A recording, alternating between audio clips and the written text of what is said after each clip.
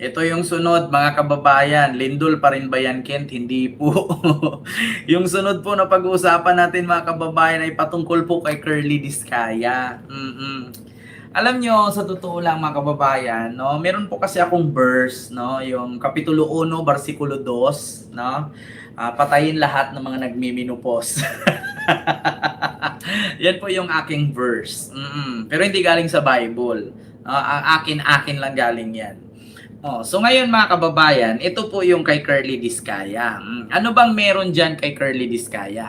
Mga kababayan, si Curly Discaya ay inaresto na po at wala na po siya sa kustodiya ng Senado. Kasi kung naalala ninyo mga kababayan, si Curly Discaya po ay nasa kustodiya po ng Senado sa ngayon na kung sa nung nakaraan. Ngunit wala na po mga kababayan si Curly Discaya. No, siya po'y inilipat kasi siya po'y inaresto sa kasong may bagong kaso kasi mga kababayan. So nilipat siya, tapos ngayon mga kababayan ay nakakapagtaka lang, no? Nakakapagtaka lang na noong hindi pa ito naaresto at ikulong, no, ilipat siya ng ibang kulungan ay wala po siyang pilay. Ngayon mga kababayan, nagulat lang din po ako noong ito po siya ikinulong na or inilipat na, mga kababayan, ay nagkaroon na po siyang pilay. Oo, nagkaroon siya ng pilay. Di ba? Kaya nga mga kababayan, ito nga ang sabi ni Curly o Curly ba pagbasa niyan, Curly Discaya, mga kababayan, na meron daw siyang ibulgar na 150 na sangkot sa flood control. Nako po, patay kay diha. Pag ito magsalita na si Curly Discaya mga kababayan, sana naman hindi katulad sa 18 kargador.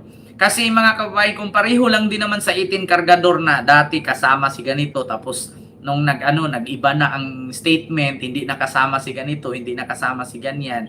Kaya mali po mga kababayan.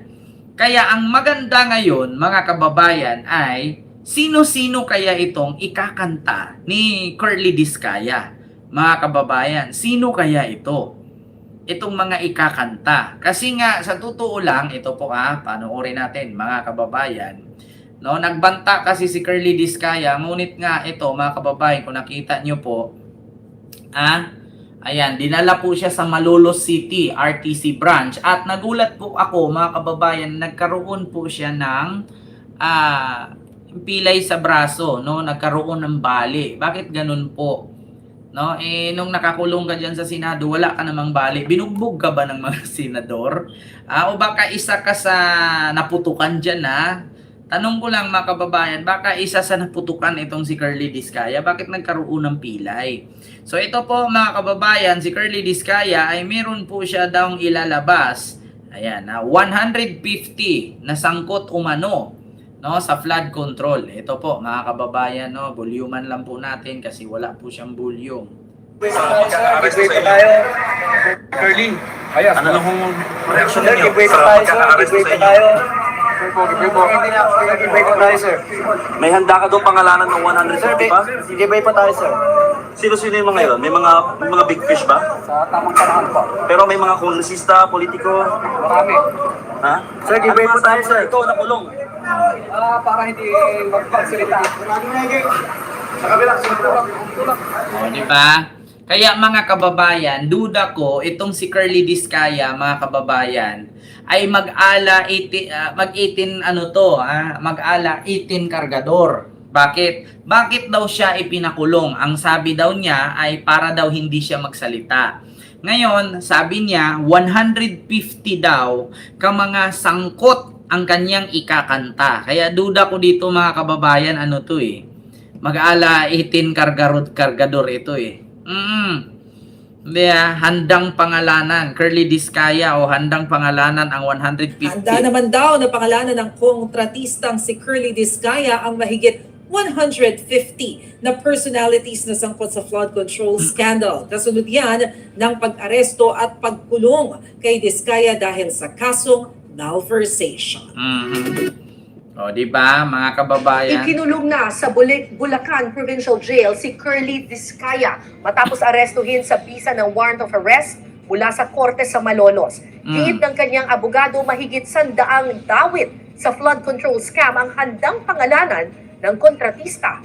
Nakatutok si June Veneracion. Kung naalala ninyo mga kababayan, doon sa 18 kargador, hindi umabot ng 10 ang pinangalanan kay Curly Discaya, 150. Putang ina, dami ha.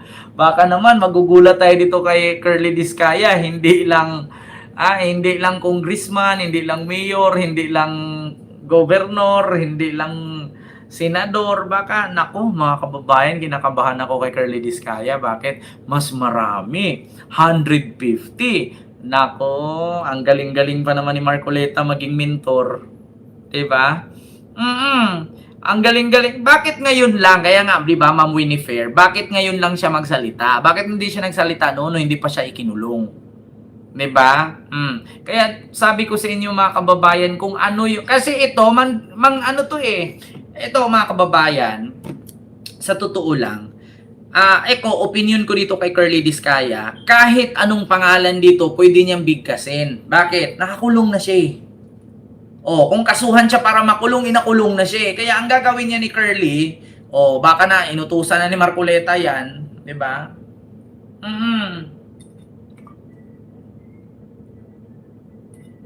Ang problema lang kasi kay Curly Discaya, mga kababayan, salita siya. Asan yung pruweba na naman? Yeah? Kaya, si Curly Discaya, mag-ingat-ingat ka. Bakit? Kasi kung yung papangalanan mong 150 na sangkot, paano kung doon sa mga pinangalanan mo, bigla kang ipajumbag dyan sa loob ng julungan?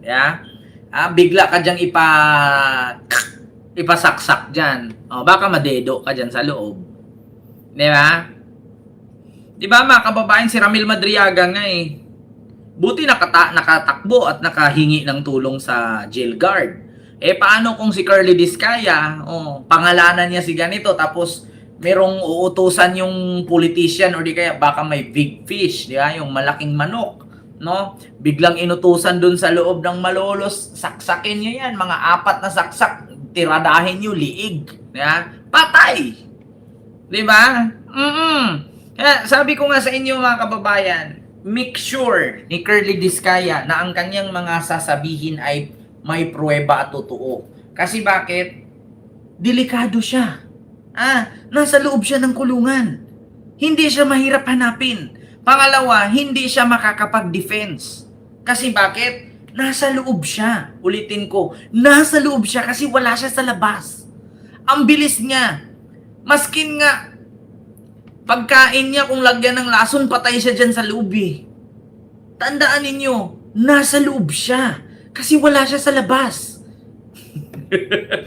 Kaya sa totoo lang, kawawa ito si Curly Discaya kung magpapagamit siya kay Marcoleta. No? Katulad ng mga 18 kargador, kawawa kayo, maniwala kayo sa akin. Kasi yung mga pinangalanan ninyong politiko, imposibleng hindi babawi yan. Sinisira yung mga pangalan nila eh. 'Di ba? Sabi ni Ma'am Kanji, Sir Kent, kawawa yung mga anak niya. Kamaawa doon, ma'am, abnormal naman yun. Kaya nga naging abnormal yung mga anak niya kasi puro nakaw ang pinapakain niya. Deserve niya yun, mga kababayan. Ako hindi sa hindi sa inano ko yung mga anak. Kaya po naging abnormal yung mga anak ni Discaya at ni Curly Discaya. Kasi puro nakaw yung pinakain. Ikaw ba naman, billion-billion yung ninakaw mo, million-million yung kinakain ng anak mo, di na over. Imbis na yung vitamins, tag 200 ml, tag 2 ml ang ipapainom, ginawa sigurong 10 ml, di naging abnormal. Bakit? Daming pera eh. Daming painom na vitamins di naging mga bunjing. Naging mongoloid. Alam nyo, hindi man kasalanan ng bata, pero yung bata nila ang nagsalo ng kamalasan. Totoo yan, mga kababayan. Hindi ko dinadama yung bata pero in my own point of view, ang bata nila ang nagsasuffer sa kanilang ginawang kabulastugan. Di ba? Ang anak nila ang nagsasuffer, anak nila ang sumalo. Anak ang sumalo sa yung karma. Yung hinanakit ng taong bayan na mga naapektuhan sa baha, namatayan sa baha, nasiraan ng bahay dahil sa baha, nandoon lahat sa anak niya, kinain. 'Di ba? kinain ng anak niya. No, nandoon lahat sa anak na punta. Biruin nyo, napakadaming Pilipino ang apektado sa baha, namatayan ng anak dahil sa baha, nasiraan ng bahay dahil sa baha, nasira ang pamilya dahil sa baha, nawala ng tirahan dahil sa baha, di ba? Yung mga libro, notebook, damit, nawala dahil sa baha, dahil sa pagnanakaw nila, tapos sa kanila, 600 million worth o bahay, halos 1 bilyon, kalahating bilyon yung halaga ng bahay nilang tawid. 2, may annex pa. Yung isang bahay nandun, yung isang bahay nandito. 'Di ba? Kaya nasa anak nila bumalik ang karma.